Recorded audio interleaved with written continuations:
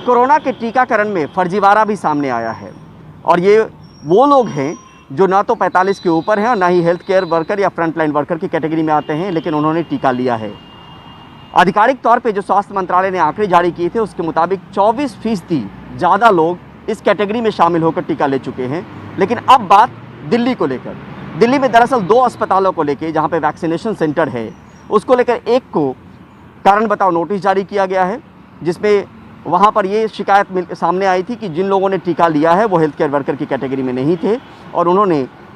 उस कैटेगरी में शामिल होकर टीका लिया। ये द्वारका का हॉस्पिटल है। दूसरी तरफ दिल्ली का एक और हॉस्पिटल है नेहरू नगर का, जिसके बारे में भी यही खुलासा हुआ है और स्वास्थ्य मंत्रालय ने सीधे तौर पर दिल्ली सरकार को लिखा है कि इनको कारण बताओ नोटिस जारी करें, 48 घंटे में ये अस्पताल जवाब दे और जवाब अगर संतोषजनक ना हो तो आर्थिक दंड इस पर लगाया जाए। इन दोनों अस्पतालों पर यह आरोप है कि इन लोगों ने हेल्थ केयर वर्कर और फ्रंटलाइन वर्कर की कैटेगरी में शामिल कर आम लोगों को टीका दे दिया जिनकी उम्र भी 45 के ऊपर नहीं थी, यानी वो एलिजिबल क्राइटेरिया जो है वो फुलफिल नहीं कर रहे थे, लेकिन टीकाकरण किया गया। लेकिन ये सिर्फ बात दिल्ली तक नहीं सिमटी हुई है, क्योंकि स्वास्थ्य मंत्रालय के आंकड़े कह रहे थे कि करीब 24% लोगों ने इस कैटेगरी में शामिल होकर टीका लिया, क्योंकि इनको डेटाबेस तमाम राज्यों ने दिया था, जो डेटा दिया था तमाम राज्यों ने अपने अस्पतालों का, उसके आधार पर इन्होंने मूल्यांकन किया कि इसमें फर्जीवाड़ा हुआ है, जिन लोगों ने टीका लिया है वो एलिजिबल नहीं थे। लेकिन दूसरी तरफ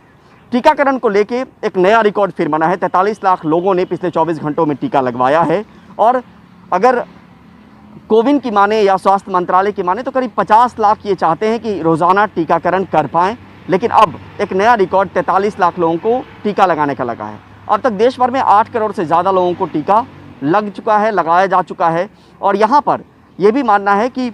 ये इस बात को लेकर ध्यान सीधे तौर पे दिया जा रहा है कि जो कैटेगरी है अब तक उसी कैटेगरी को टीका लगाया जाए जो एलिजिबल क्राइटेरिया को फुलफिल करते हैं, नहीं तो फिर वो फर्जीवाड़ा जो है उसको लेकर ध्यान सीधे तौर पे स्वास्थ्य मंत्रालय दे रही है। जो आंकड़े हैं कि अब तक कितने लोगों को टीका, अभी तक जो ग्रुप डिसाइड किया है उसमें टीकाकरण कितने लोगों को लगना है, तो हेल्थ केयर वर्कर और फ्रंटलाइन वर्कर की तादाद करीब 3 करोड़ के आसपास है। वहीं जो 45 साल से ऊपर के लोग हैं वो करीब 37 करोड़ के आसपास हैं। तो यानी मोटे तौर पे करीब 40 करोड़ के आसपास के लोगों को प्रायोरिटी में शामिल किया गया है, जिनका टीकाकरण अभी किया जाना है। अब तक 8 करोड़ लोगों का टीकाकरण किया जा चुका है, टीका लगाया जा चुका है। वहीं दूसरी तरफ कोरोना की रोकथाम को लेकर 50 टीमें गठित की गई है स्वास्थ्य मंत्रालय की तरफ से, जो सेंट्रल टीम है, और ये टीमें जो हैं 30 टीम ज़िलेवार तरीके से पहले महाराष्ट्र जाएंगी, उसके बाद 11 टीमें छत्तीसगढ़ के ज़िलों में जाएंगी जो प्रभावित ज़िले हैं, और 9 टीमें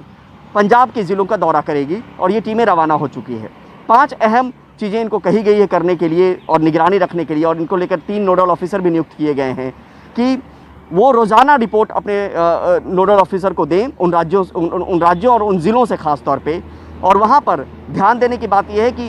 टेस्टिंग कैसी हो रही है, कॉन्टैक्ट ट्रेसिंग कैसी हो रही है, कंटेनमेंट स्ट्रैटेजी सही से फॉलो किया जा रहा है कि नहीं किया जा रहा है,